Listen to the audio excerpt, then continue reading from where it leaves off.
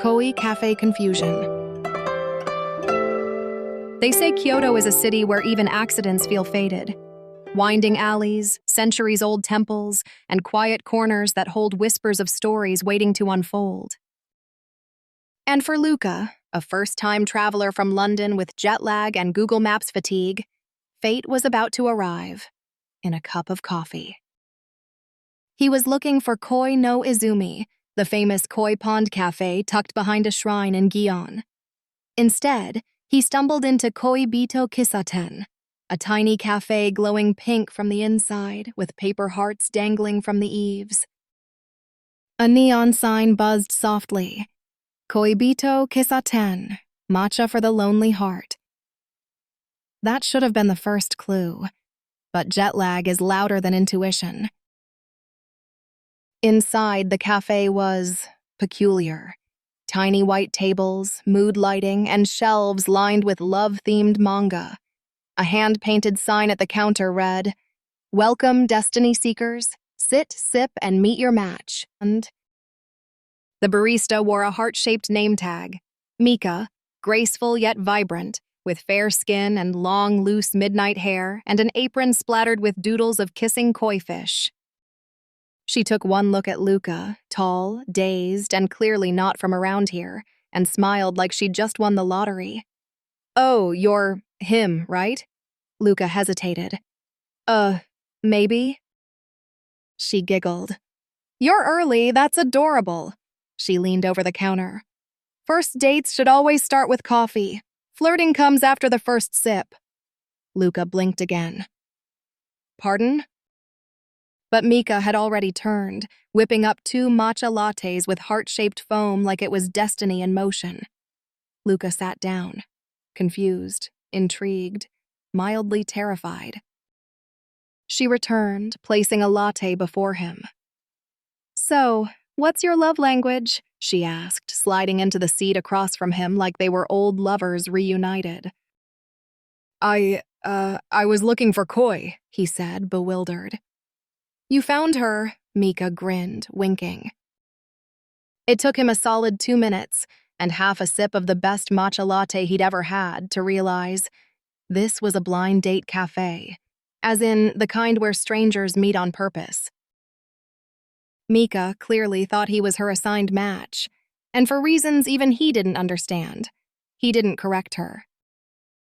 They played along like actors in a play with no script. She asked him about his deal breakers. He asked if she always wore bubblegum pink socks with koi fish. She read him a love fortune card. "Your heart is a koi, circling, searching, waiting. But today, it leaps." He laughed. "That's dramatic." "You love it," she said. He kind of did. Outside, rain tapped the windows like a soft rhythm. Inside, time stretched.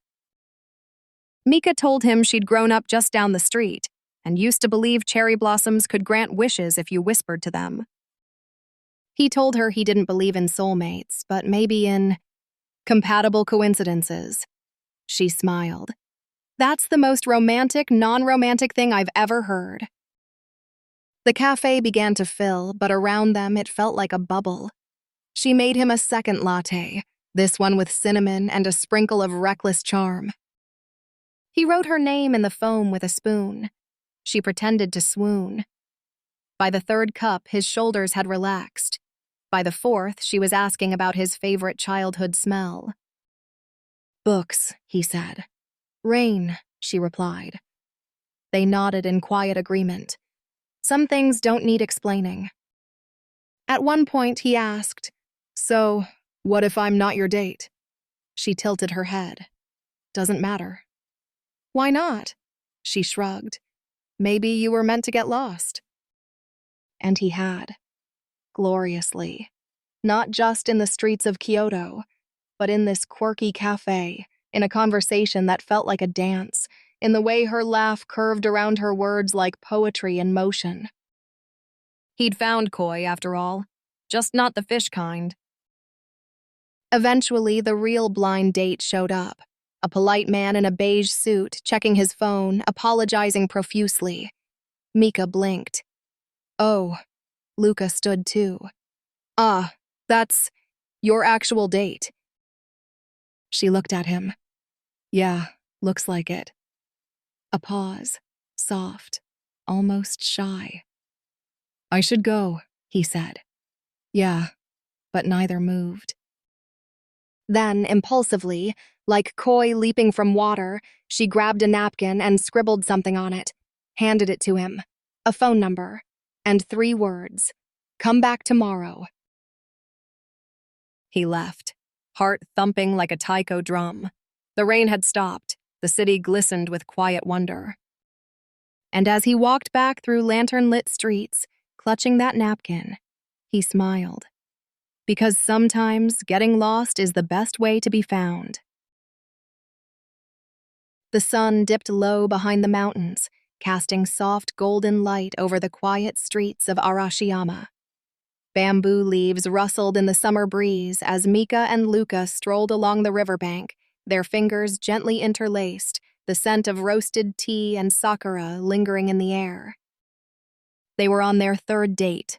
They'd shared matcha ice cream, wandered through the Tenryuji temple gardens, and taken a selfie beneath the red torii gate like every couple in love with the idea of Kyoto. It was the joy of the day that tugged at Mika's conscience, a whisper that had grown louder with every laugh, every stolen glance. She stopped near a bridge, the same shade of vermilion as her fluttering heart. She turned to him, her expression suddenly serious. "Luca," she said softly, brushing a strand of hair behind her ear. "I need to tell you something.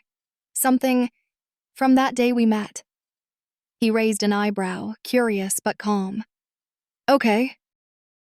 Mika exhaled, a nervous chuckle escaping her lips. "There was no blind date. At least, not mine." Luca blinked. "Wait, what?" "I saw you from the cafe window that afternoon. You looked so adorably lost and jet-lagged and kind of bewildered by Japan," she admitted, her voice barely louder than the wind. "And something inside me lit up. I hoped you'd come in, and then you did. Like the universe heard me." "You made up the mistaken identity thing?" Luca asked, smiling now, pieces falling into place. Mika nodded sheepishly. "I panicked. I just wanted a reason to talk to you. So I told you I was waiting for a blind date." He laughed, low and warm. "But then, who was that guy who showed up later claiming he was your real date?"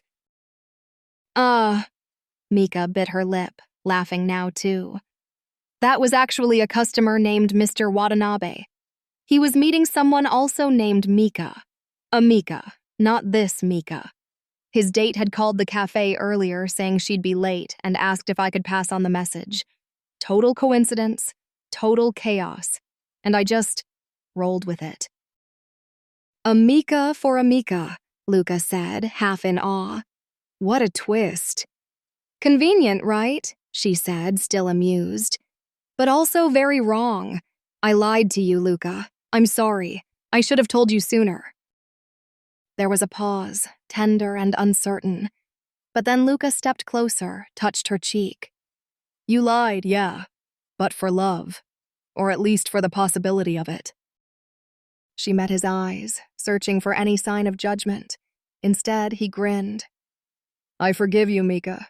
Honestly, if you hadn't lied, I'd still be wandering Gion looking for a vending machine dinner." Mika laughed, heart lighter now. "Besides," Luca added, "how many people can say their love story began with a double mistake, a name mix-up, and a spontaneous lie in a koi cafe?" They both laughed, and then he kissed her, softly, sweetly, like the promise of something real. Somewhere, a wind chime tinkled. And in the window of the koi cafe, the koi on Mika's apron swam quietly in place, as if it, too, was in on the secret.